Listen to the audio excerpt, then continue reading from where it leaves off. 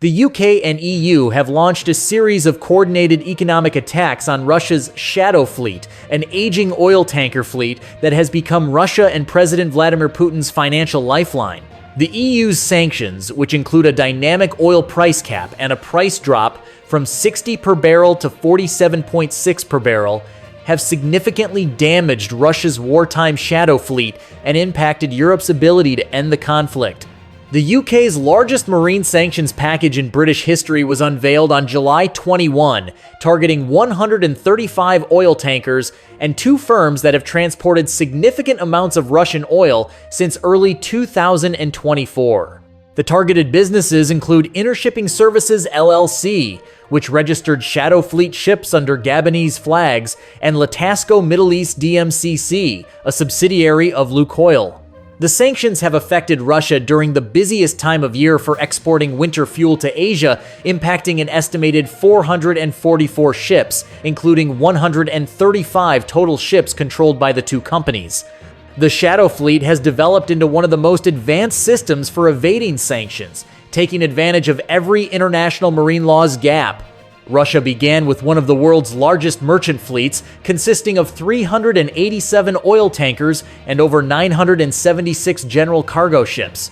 However, not every ship was suitable for covert missions due to the complexity of international shipping and the use of flags of convenience. The Russian-owned tankers are registered under countries with little control, using flags of convenience and active hiding.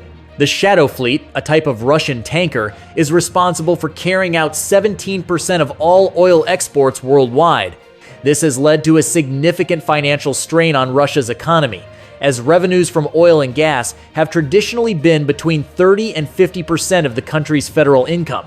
However, the Shadow Fleet has unstated expenses that are now coming to light, such as increased costs of shipping Russian oil to Asia and the need for fair discounts for Asian consumers. Additionally, shipping from Russian ports to India takes around a month, limiting efficiency and tying up funds. The EU's mandated reduction in crude oil prices as part of the July 2025 sanctions will only worsen these conditions.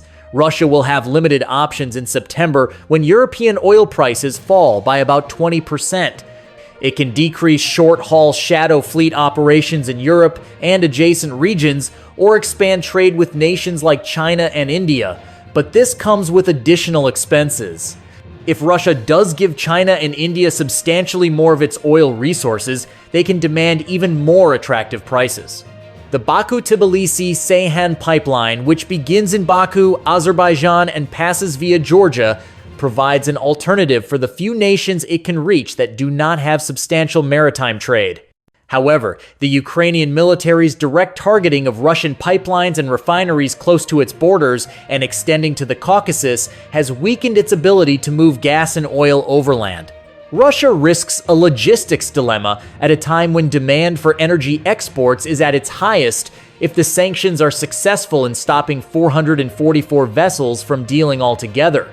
The dynamic price cap method can potentially be disastrous, as Moscow is forced to accept larger discounts that further reduce its income potential as Russian oil becomes less competitive.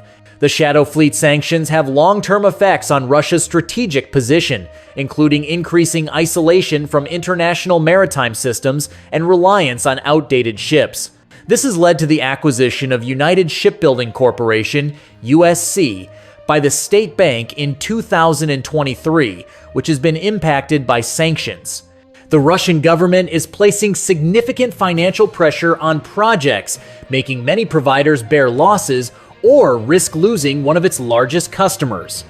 The production of new tankers may also slow down if Russia cannot trade internationally legally, putting additional pressure on shipyards to rely on low-paying military contracts.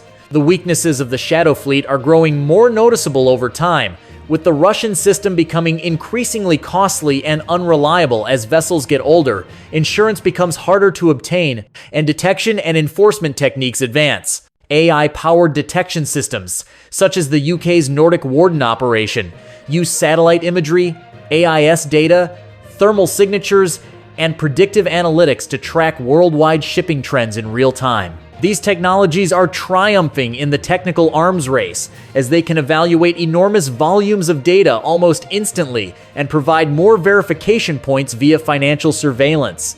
With the support of the international community, maintaining shadow fleet activities will become increasingly challenging and costly. The EU has a global community with resources, goodwill, and cross-national coordinating alternatives, such as the Repo Task Force and the Nordic-Baltic 8Giaon program. As Russia's global isolation increases, smaller nations are more likely to adopt sanctions or look for alternative energy product suppliers after Europe.